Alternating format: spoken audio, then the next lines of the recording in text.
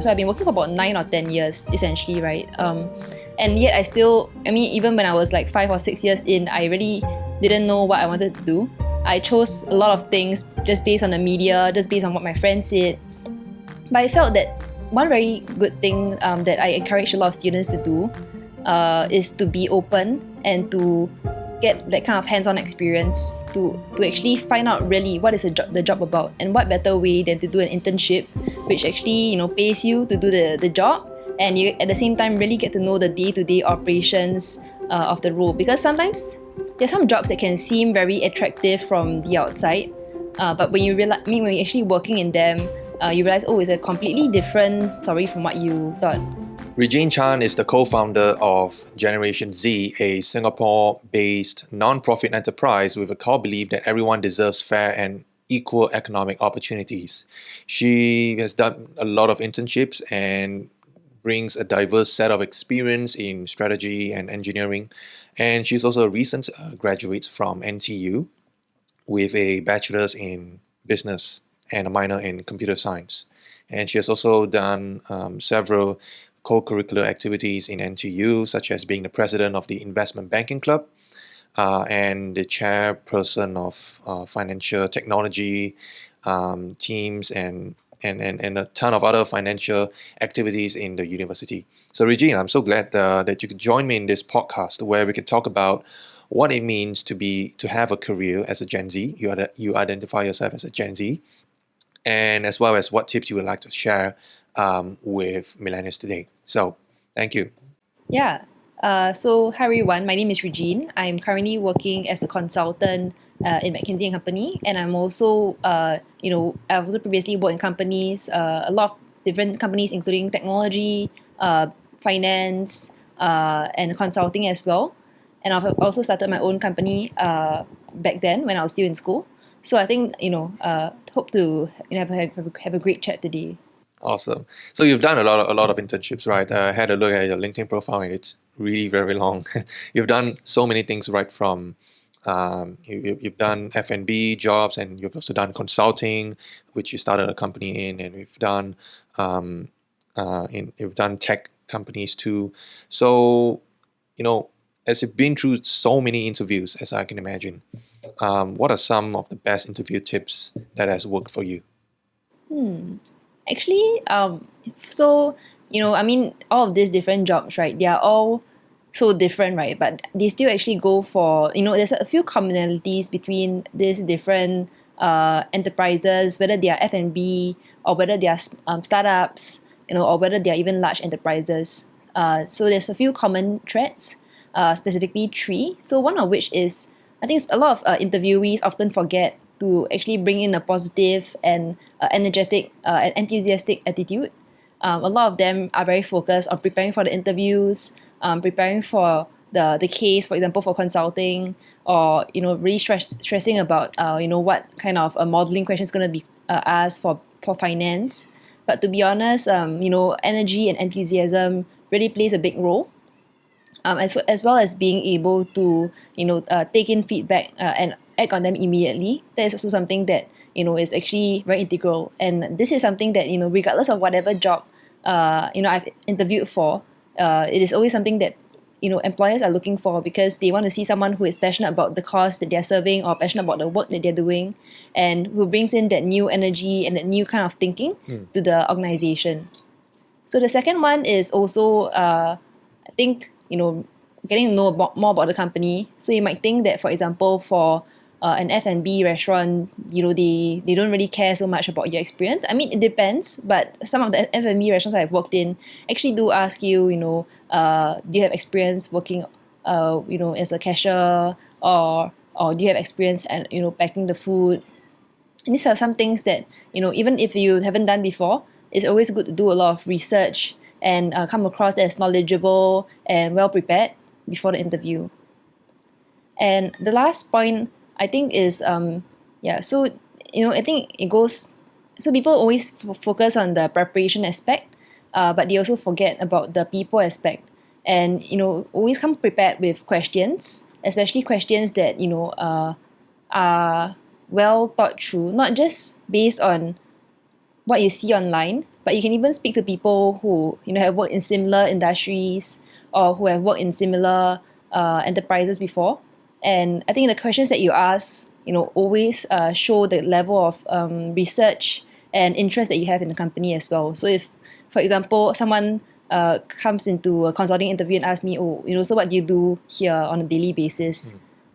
I mean, that's a fair question, but that shows that you haven't really done a lot of research about what the consultant actually does, and there's a lot of materials online on that. Yeah. But if you ask a question that is more like, out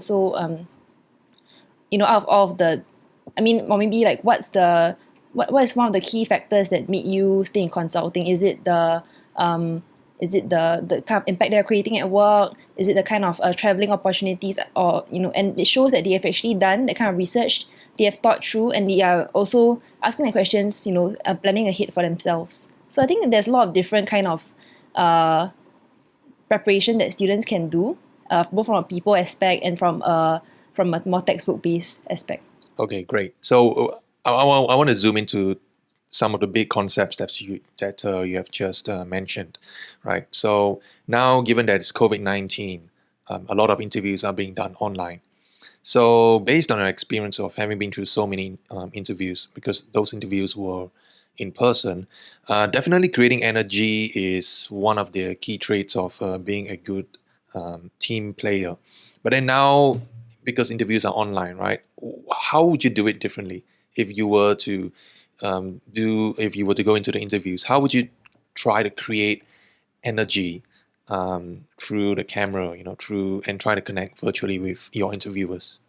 Yeah, this is an awesome question. To be very honest, right, if I were interviewing today in the COVID period, I'm very sure I would have done I don't think I would have done a very good job, to be honest, because like what you mentioned, right, the personal aspect comes so much at play. I've spoken to many of my juniors who are currently interviewing for different jobs, whether it's full-time or internship. And yes, it's actually really difficult to establish a form of connection and relationship. And it's true that actually COVID has resulted in interviews becoming a little bit more direct, a little bit more transactional. So typically when you go to an interview back then, sometimes the interviewer will ask you like, how do you get here? Or what do you have for lunch? Or, how was your day so far? And this kind of ice-breaking questions actually help a lot in, not just for them to know you, but for also you to engage with them and show that you're someone that they can, that they will enjoy talking to. So typically there's this test called the airplane test in consulting. And yesterday I just found out there's another term for it. It's called the traffic light test. But the methodology is the same. So it's really about is this person someone you can spend, that you can actually spend a whole airplane ride talking to? Or in a traffic light situation, is this person is this someone you can actually talk to and you wish the traffic light doesn't move, instead of, wanting the traffic light to go. Yeah. So this kind of personal aspects is getting tough. But I think there's still ways to establish that sort of rapport, especially when it comes to questions. That is definitely one point that shows, both your level of interest and your, and of course, like the energy that you, and the enthusiasm that you have for the role. Yeah. So Andrew, how about you? Like, have you interviewed people, during this period, or have you tried doing an online interview before? Well, yeah, you're flattering me. Have I interviewed anyone? No, I haven't interviewed anyone yet. I'm not in. Oh, you're interviewing me now. Oh yes, okay. I'm just joking. Yeah. It's a fair question to ask because I have my own thoughts about this as well. The way I really just try to bring energy into a conversation is really just to be interested and to listen and to ask great questions. I find a lot of the questions online a good starting point, but it's not as easy as cut and paste into a situation. It really takes some listening skills as well to really connect with the interviewers. And as you can see right now, I'm also standing up because that is actually one of the best tips, right, that I would do absolutely if I were to do any interviews today. Really, there's a completely different level of energy and experience when you're standing up, because right now in Yeah, I never knew about that. yeah, because right now in the Zoom setting you can stand up, but in the past in the office they'll be probably asking you, why are you standing up? Right? You can't be standing up and then your manager sitting down. That's not going to happen. But yeah, I mean, the main point is, I think, and bring energy into a conversation is definitely important. Being engaging and interesting is also a good trait to show that you're really interested. And I was going to ask you the next question, right? Which is, how do you ask great questions? Because you mentioned that asking questions is important to connect with your interviewers. Um, and you've seen a lot of people, you've worked with a lot of people before. What are some of the tips that you go about to ask great questions? Yeah, so I think that's a very interesting question, and to ask great questions, I actually ask questions not just to say interviewees. I mean, personally myself, I've done a little bit of interviews here and there, but not for actually full time roles. And also at the same time, I actually interview a lot of clients, a lot of experts as well in consulting. So there's many different kind of interviews, right? But there's always three tips that I felt was very helpful. One of which is actually just like what you mentioned, which is about listening, about proactively engaging with people. And the listening aspect is something that, maybe a lot of people, they think that, it comes naturally, but it actually does take a lot of effort to listen, attentively, and also, ask the questions that relate to what they just said. And this is something that, because typically, what candidates might do, and myself included, right, when I first started, was that I always prepare like a list of like 10 questions. Whether I'm going to a networking session or whether I'm going for an interview, I prepare a list of like 10 or like 3 questions, and I just keep bombarding them with the questions. I don't really care about what they just said, to be honest. That was when I first started, right, and it's quite obvious. And also, I mean, it's not a bad thing necessarily. I mean, it could help to calm the nerves. People know what they're asking. But if you really want to form a connection with people, listening is extremely important. So yeah, I think, Andrew, that's a amazing tip that you gave about the standing thing. I never knew about that. And second thing is, I think beyond listening, also important to frame your questions concisely, and yet empathetically. So I've encountered situations where I've met people who are interviewing, or interview related situations for myself, even where I asked a very long and convoluted question to show that I'm very knowledgeable. So like I'll ask, oh, okay, so you're in this sector, and then I'll ask like really long convoluted question, and nobody really gets the question that I'm even asking in the first place. And then after that, you have to ask the person to repeat themselves and maybe say it shorter, which also comes across, I mean, of course, not as pleasant as it should be. So just think like directly, what is the specific point you're asking. And I think during the follow-up portions, maybe you can want to show some of your knowledge in this aspect, but always keep, your questions short to, a couple of keywords. Yeah. And I think that's the two main points that I have, actually. Okay, great. Thank you, Regine, for sharing.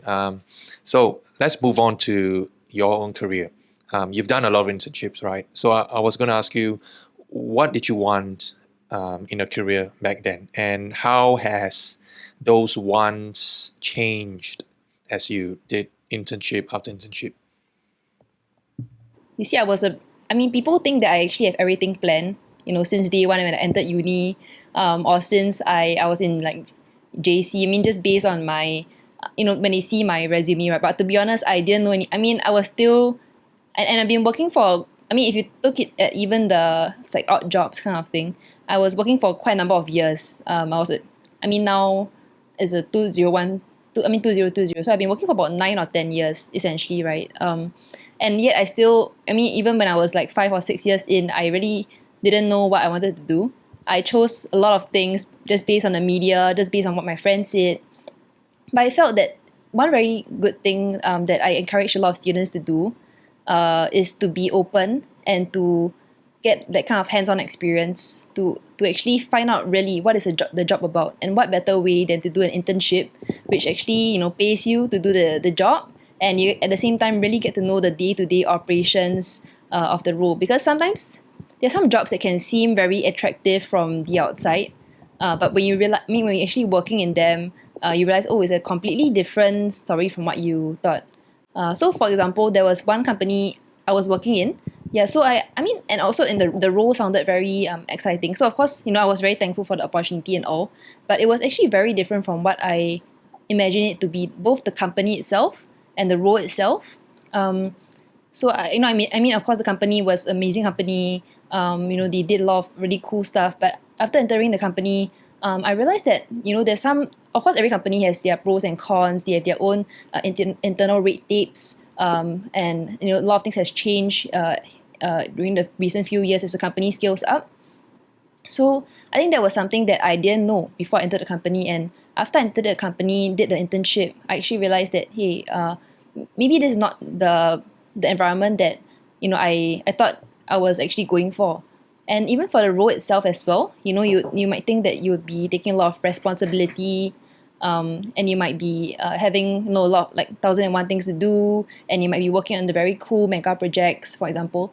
But in that role itself, I realized that, hey, actually there's some more specific things you need to look at, that maybe it's not really in line with my interest. So in that sense, I also come to the decision like, maybe this is not the right role for me in the future, even though it was a company that I was very interested in.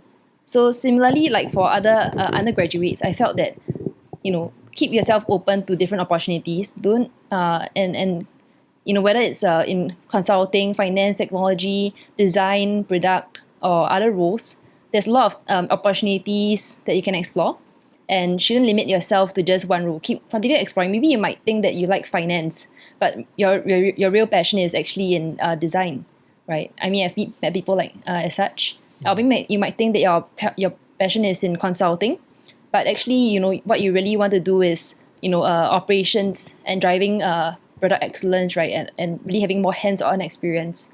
So without going into a role, getting the internship experience, it's very hard for you to tell from the outside, how a company and how a role is like. Okay, so you basically wanted exposure. You did a variety of jobs just to understand what you like, and more importantly, what you don't like. So you went through a couple of internships and all that. So what is it that you want in a career right now, having been through so many internships? How would you define what you want in a career? I think so after being through so many different roles, right, made me a lot more self-aware about what I'm good in, what I'm not good in, and what I want from a role and what I don't want. So some like three things that I want from a role, to keep it short, is something that is very dynamic, so it changes every day, and something that is very intellectually challenging, both the people that I'm working with, as well as the topic that I'm working on, and the nature of the work. And lastly, I think something that actually helps me towards my greater life purpose at the end of at the end of what I'm thinking of, right? So something that advances my personal interest. And of course, my personal interest is very much about empowering youths and people, youths, and under disadvantaged groups as well. And I always believe that a career in a place that actually helps me get to that goal is something that I'm always looking for. So that's why I entered consulting rather than joining a corporate immediately, because consulting is a great it's a great career for people who want to witness diverse industries, see how different management engages with this different types of groups of people, and seeing what are the existing gaps in the system and how you can actually change them. So I think this is something that I was always looking for in my career. So you've also worked in the media industry, as I looked at your LinkedIn profile. And what are some of the biggest lessons that you have learned from working in the media industry? Because you also mentioned one key point about that, which is building long-term relationships. Even though you have left, you're not in the media industry anymore, but you still maintain long-term relationships with them. What kind of value has that brought you today? Yeah, that's very cool question, because working in the media industry, it's been very interesting. I thought that there's a lot of experiences there that were directly translatable to my working experiences. So actually, three things that I learned from the media industry, uh, and of course my interest in this industry as well. The first part I learned was the importance of having long-term relationships and how long-term relationships actually help you in the career and also in personal life as well.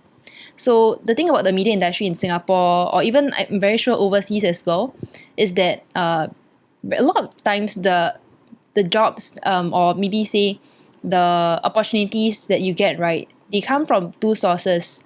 One, your agency, or your self source organically, right? And secondly, through actually more inorganic means, such as the person in the company who already knows you, who has worked with you before, and who likes you as a person, who likes your work ethic. I think that was something that I learned a lot during the media industry, and it's also very applicable to consulting, because I remember a couple of times when I was working as a model in some of the events and also in some of the photo shoots. The client actually called me back for multiple shoots after the session, just because they like my professional attitude. I was punctual, I arrived on time. They like the work ethic that I was receptive to feedback and criticism as well, and acted on them immediately. And also the fact that I also started conversations with them. I tried to get to know them better as people and not just as a client or someone I was working with. And this is something that's super important. And I realized even myself and many people may struggle in this, which is the importance of maintaining long-term relationships with people, because they can be so integral to both yourself as a person and your career. The second thing I learned about working in the industry was actually making a group of diverse friends.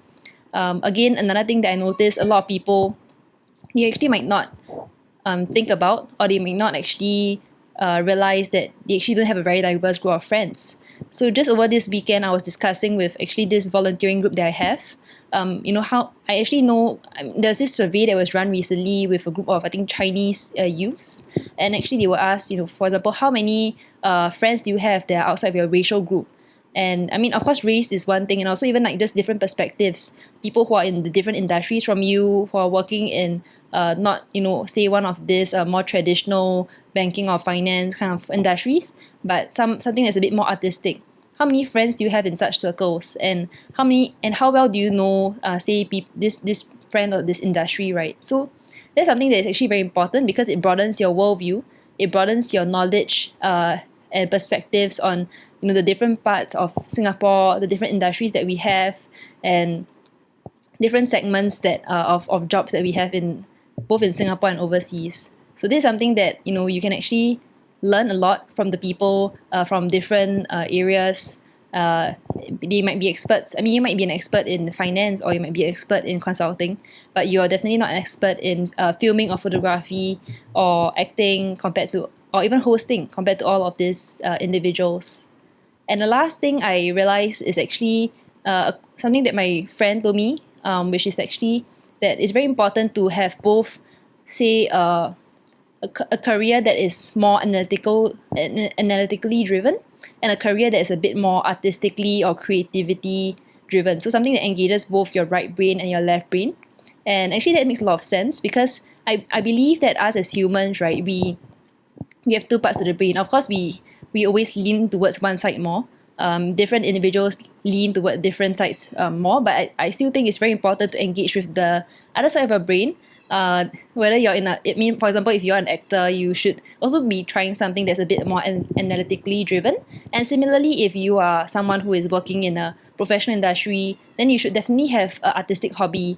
It could also be outside of the media. It could just be, say, painting, photography, or even just going to do some like art jamming, and anything like that. I think that's something that is very important that maybe a lot of Singaporeans have not considered about. So I highly encourage people, in both sides of the spectrum to actually, try to engage with the other side of the spectrum.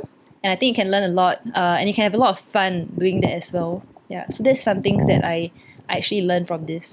Nice. Thank you so much, Regine, for sharing. The point about having, I think most jobs in the industry okay, I think not most jobs. I think many of us find ourselves in jobs that are very analytically driven, looking at spreadsheets and all that data, but we can still do our own creative stuff, such as having an Instagram account or, starting a YouTube channel or, just doing something artistic on the sidelines. That helps us to stay engaged and really, one analogy that I read in the book about why we should use our left and right brain is because just like how we have two legs, 2 feet, we want to run, right? So if we just use one at a time, then we'll just be hopping. But if we use both, then we can go faster and further. Yeah, that's so true. Right. Okay. So you were exploring. So right now you want to have a challenging career. So you join consulting, and I can imagine, man, you're solving some really difficult business problems that the businesses themselves couldn't solve. That's why they find consultants, right? And at the same time, you are interested in the startup scene because you have your own startups. You started a non-profit organization, and you also started one in enterprise technology. So tell us a bit more about that. What do you think people or young people need to know first before they really go into startups? Yeah, so to be very frank, I would have never considered myself as someone who could give extremely good advice about startups per se, because even though I've worked with many different stakeholders in the startup ecosystem, personally, because I'm extremely passionate about this, I always felt that startups are the key drivers of growth, for Singapore moving forward, and also a great enabler for people, from underprivileged communities. But I never felt that, for example, I was, especially a expert in this area. The reason being that I actually started my own startup once. It was actually an enterprise technology startup. I had a lot of, there were successes. There were a lot of great successes. There were a lot of people who believed and trust in our mission, and also bought our product. Bought our solution.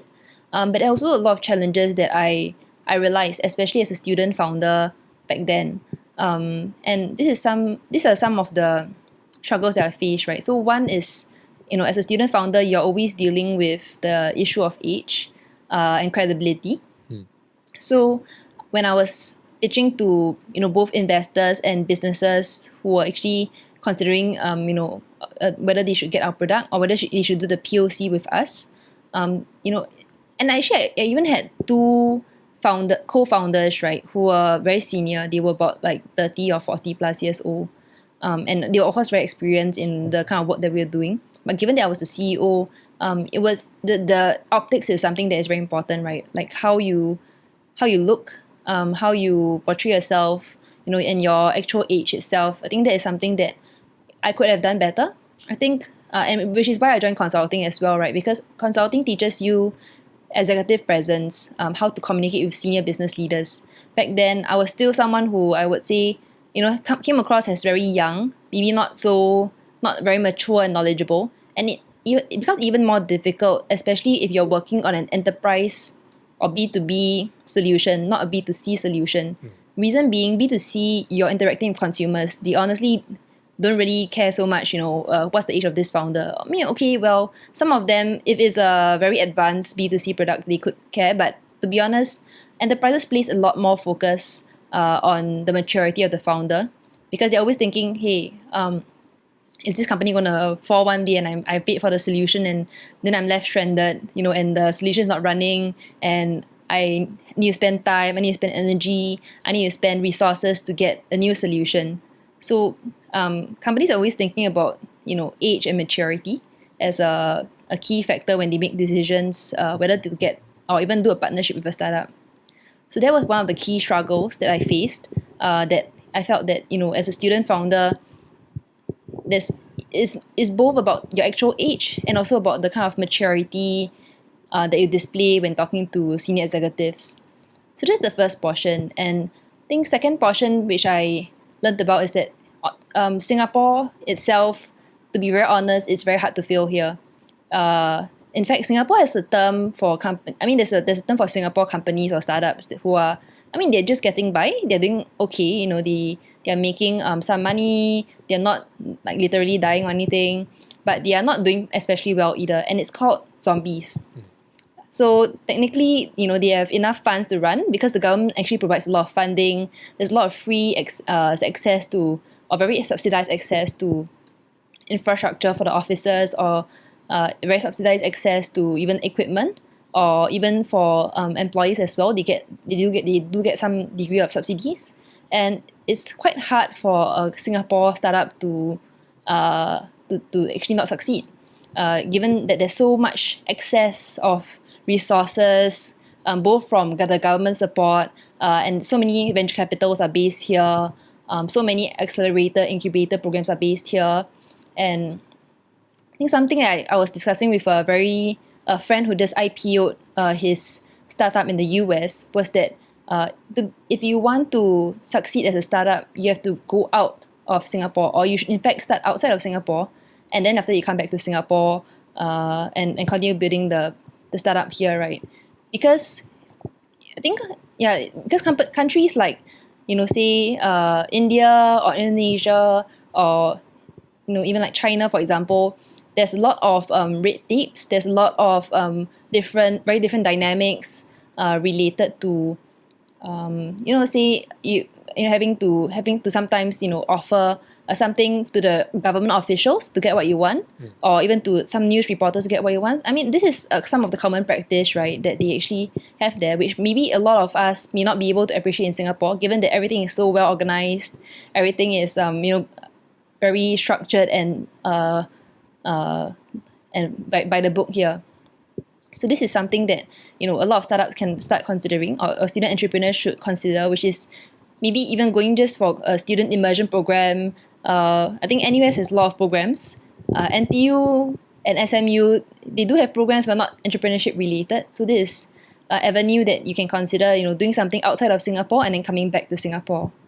And the last part for entrepreneurs, I think, is look for people who are different from yourselves. Don't do something with people who have very similar line of thinking as you, because people with extremely different experiences, in terms of age-wise, or even in terms of what you study, I think they bring a lot of different perspectives to the startup, and they can become very valuable one day when you least expect it. Yeah. So how about you, Andrew? When you actually, start your, when you actually do your own ventures and podcasts, how do you actually start all of this, and what are some of the tips that you have for folks out there? Yeah, I can definitely relate to the advice that you're sharing here. If I were to just box myself up and only listen to local podcasts in Singapore, I wouldn't be here today. Yeah, so I tune in abroad. I listen internationally to some of the leading podcasts in the world and try to understand what makes them move, Oh, what makes them what podcast do you popular. listen to? Well, I listen to some, the popular ones like Tim Ferriss' podcast. I listen to Pat Flynn's podcast, mostly American podcasts. There are some interesting local podcasts too, but basically try to learn from them. And I think it's not just because of the market that they're huge, right? And it's not just because the people, the citizens there listen to podcasts because they drive miles and hours on the road. But I think that that is also about the kind of content that you put out there, that you really want to find a product fit, or you want to find a market fit with an audience here. And I learned a lot about content creation and the art that goes into that. So definitely, I think looking abroad and thinking abroad helps to broaden your mindset, and then you can come back here and really bring on that entrepreneur mindset to really think about, okay, so everything's very well organized here already. What else do people need? And really, I think that's really the whole point about content creation, which is you got to find out what people need and you got to meet that need. Yeah, correct. I think that's actually something that is so, it can transcend across different fields and careers, right? And, having a global perspective, but of course, the local application, right, or execution that's very important. Yeah. So thanks, Regine. So I hear that you want a dynamic and challenging career. And definitely going through those startups that you started helped you to realize, it's super challenging, right? You got customers who look at you and be thinking, are you going to be around for the next 10 years? Like, why should I trust you and all that? So you went through all those challenges, and you're here today. You're into consulting. You're in the consulting space. So how has your experience in the startup scene really, transformed or influenced the way you think, the way you work today? So I think so a couple of things that I learned during my time working in a startup, especially as a student founder back then, trying to talk to a lot of senior executives and actually having to sell them something. To be honest, being in consulting as a junior person, you're not required to. I mean, of course, you're not required to pitch anything to anyone, and it's a lot more easy. But there's still a lot of things that are actually applicable as a student founder back then. I think one of which is always stay humble, always be, always bring that kind of humility and that kind of willingness to learn, especially when talking to senior executives and of course like just clients in general. I mean, it doesn't have to be senior executives, right? It could even be, of course, working group clients as well. And I think the reason is because a lot of people, they actually have a lot of very interesting perspectives, and of course, people for consulting especially, right?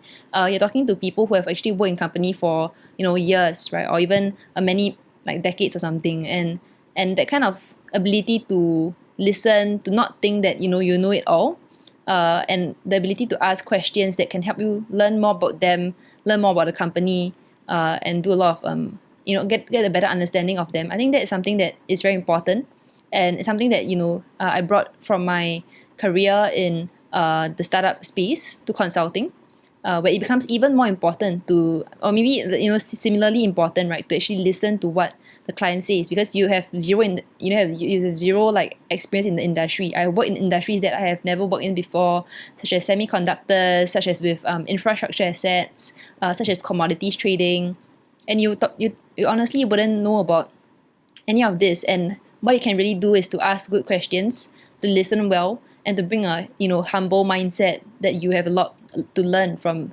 any individual that you meet.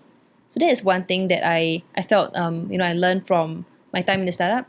I think another thing that I learned was that ability to actually be both a leader and a team player at the same time. I think that's very important. I mean, of course, and leaders themselves have to be team players as well. And I think consulting, you're actually stuck in a room of, 4 or 5 consultants in the client place, and you also have to work with clients as well, who will become part of your team, and being having that kind of team player aspect, and also bring a collaborative attitude. Trying to help people when you can, right? For example, if you have already completed your work and you see someone is really struggling to, do their work, being able to actually tell them that, hey, I'm actually available now. Actually, I don't have. I've actually finished what I'm doing. Do you need help? You need to. Or sometimes some of my colleagues, they have different situations. Especially now we work from home. A lot of them are parents, or a lot of them maybe are expecting. Or they have their own family commitments, and helping them to actually being able to, number one, empathize with them, empathize with their situation, and number two, kind of being able to support them during this kind of timings, right? I think that's something that's very important.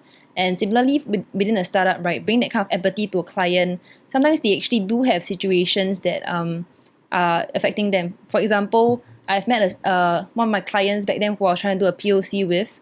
They were an SME, and I was trying to I was trying to pitch a very next generation kind of solution to them, but they actually didn't have any of course for example, they didn't really actually have many digital tools to begin with. They don't have Salesforce, they don't have any of this kind of, the most digitally advanced thing they were using was Microsoft Office. Okay. So I'm trying to pitch to them something that is maybe really next generation, like 3D infrastructure management, right? And to be honest, we had to really see how can we scale this down to be suitable for the client. How can we, design something that is suitable for their needs. So I think this kind of the kind of empathy that you need to have is also very important in many different contexts, which I think a lot of people might forget about. And the last thing is the ability to make small talk. So, and small talk to break the ice. And I think it always comes with, a lot of different, there's a lot of tips to make good small talk. So sometimes just, it doesn't have to be even about outfit. Of course, for women, of course, for men also, right? You can also talk about outfit that they are wearing or any interesting, events that happened recently. But I think having the ability to make good small talk is important, both in startup scene and also in consulting, because that helps them to understand you as not just a business professional, but as a person. Yeah. So yeah, how about you, Andrew? How do you manage that? How do you actually use your experiences, working in the podcast scene on your day-to-day job? Wow. Thanks for the question, Regine. So I think I basically learned how to ask great questions as well and be a good team player in team meetings. Because in my line of work, we do a lot of conference calls. I think 90% of our meetings are over conference calls. So it's really important to um, understand how to conduct and participate effectively in such audio only meetings when you can't see a person, right? So I think through podcasting, it has helped me to really listen better and try to manage the agenda and expectations through the audio. So really, the listening has to go on to the next level, because you're not just you cannot see the person, so you cannot have all those usual body signs and signals. You really have to listen carefully to the person, using your ears to understand how the person is feeling, what the person wants, whether the person understands you. I think those are some of the really valuable things that has benefited my line of work through podcasting. Yeah. Yeah, and something I realized about you when you actually do the podcast is that you actually carry yourself very well. You speak. Something I'm trying to learn as well, right? Which is being able to speak at a very good pace that people can digest, and at the same time articulating some of the keywords and being able to summarize and synthesize. I think that is some of the things that I can really learn from you, and I felt that will be very helpful for my work as well. Oh, Yeah. thank you, Regine. Yeah, I'm still learning, and I'm really just observing. We have a lot of good speakers because they've been around for 10, 20 years. Like my line manager himself, he's been around for 25 years, and he can talk at length, and you can basically stay fully engaged because he just gives you so much valuable content. And how they, so yeah, I really just try to copy them, which is the level one method when it comes down to asking questions in a networking event, right? It's you instead of just finding a question to ask someone, and then when you want to level up, then you try to fit in your own style and all that. So that's what I'm trying to do as well. And yeah, it's a really valuable skill that can really help you to understand the audience and work more effectively to meet the needs and and have a proper conversation. So, Regine, thank you very much, so much for sharing some of those tips, and how you have been transformed from after going through that, how you have been transformed as you went through the startup experience. My main takeaways were you are able to work very effectively with people now, because through your internships you have met so many people of various ranks. So you are able to be very open-minded to understand people, what they want, and be very supportive of working in a team, leading a team as well, and have empathy and having small talk. I think all those things really go well into building a great career. Thank you, Regine, for joining me. And tell us, how can the audience connect with you further if they want to get to know you a little better? I think they can connect with me on LinkedIn. So my name there is Regine Chan. And also I think so LinkedIn is my main channel that I use to connect people, and I also use to chat with people as well. So that's a great avenue to connect. Thank you, Regine, for having us. Thank you, Regine, for joining us in this podcast, and I wish to talk to you again soon. Okay, thank you.